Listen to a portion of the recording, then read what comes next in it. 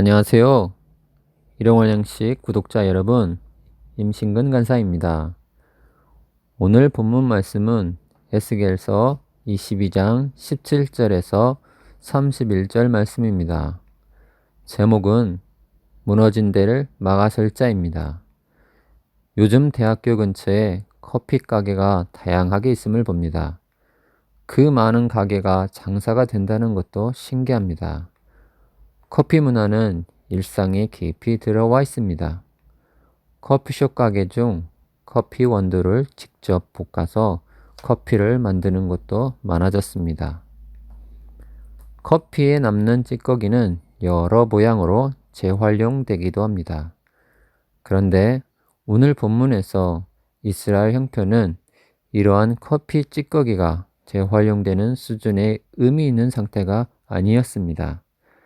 하나님께서는 이스라엘의 상태를 용광로에서 불순물로 가득 찬 찌꺼기로 비유하고 있습니다.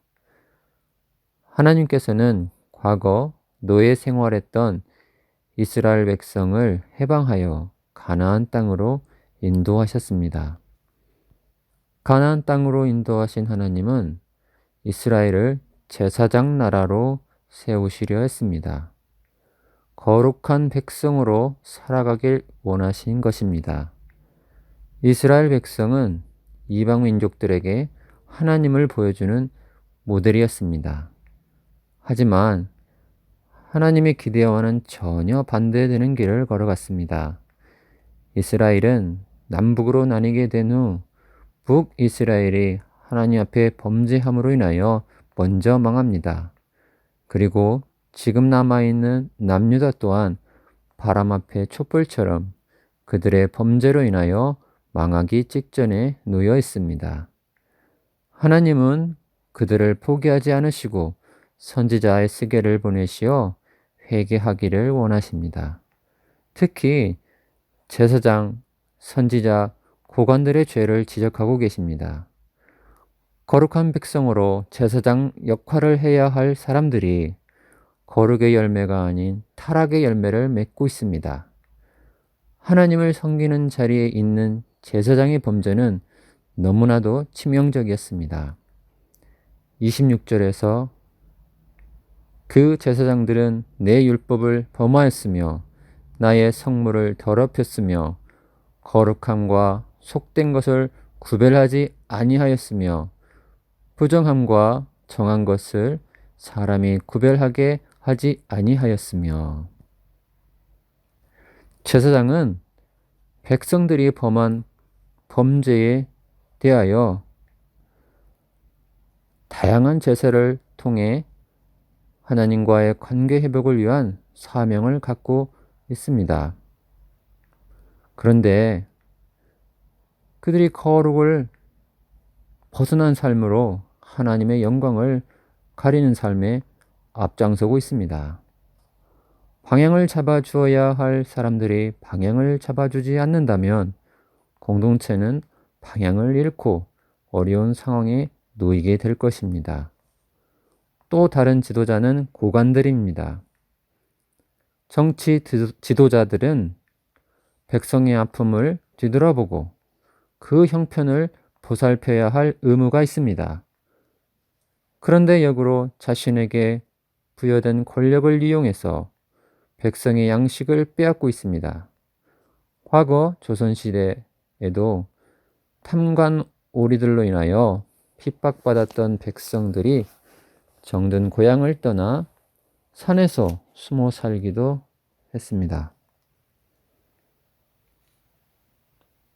성경은 탐욕에 사로잡힌 고관들을 일이라는 야생 육식동물에 비유하고 있습니다. 으르렁거리며 힘없는 백성들의 양식을 빼앗아 갔습니다. 그리고 하나님께서 선지자들의 죄에 대해서도 말씀하십니다. 28절 말씀입니다.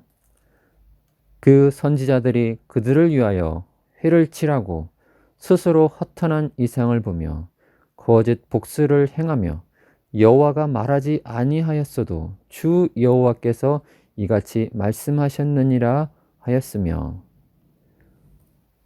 선지자는 하나님이 주신 말씀만 전해야 하는 사명이 있습니다.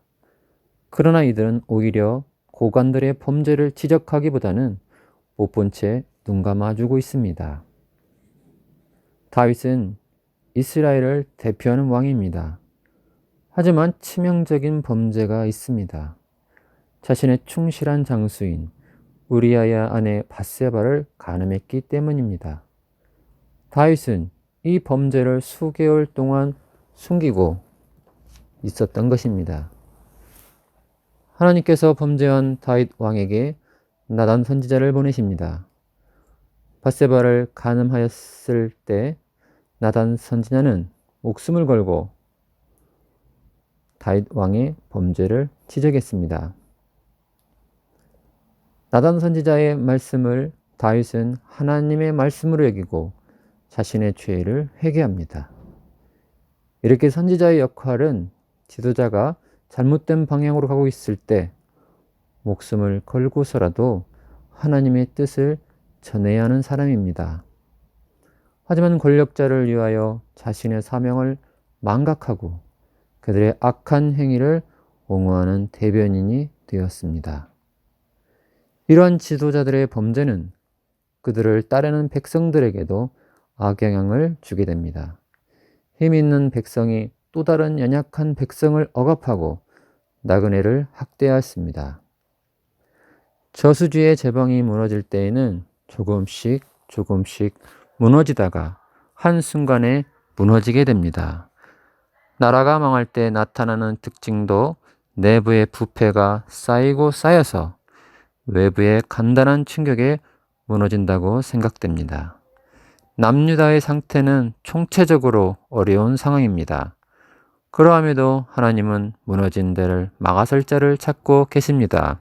30절 말씀입니다. 이 땅을 위하여 성을 쌓으며 성 무너진 데를 막아서서 나로 하여금 멸하지 못하게 할 사람을 내가 그 가운데에서 찾다가 찾지 못하였으므로 심판 앞에 놓여있는 소돔과 고모라를 향하여서도 그까지 의인을 찾고 계셨던 하나님은 여전히 남유다를 향하여서 손을 내밀고 있습니다. 희망이 전혀 보이지 않는 상황이지만 하나님은 하나님을 경외하는 사람을 찾고 계십니다.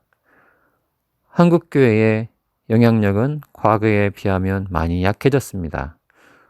원인은 다양하겠지만 그리스도인인 이라는 이름답게 살지 않아 비판을 받지 않나 생각합니다. 지금도 하나님께서는 무너진 데를 막아설 자를 찾고 계십니다. 일용할 양식 구독자 여러분, 하나님의 부르심에 반응하는 하나님의 사람 되기를 소망합니다.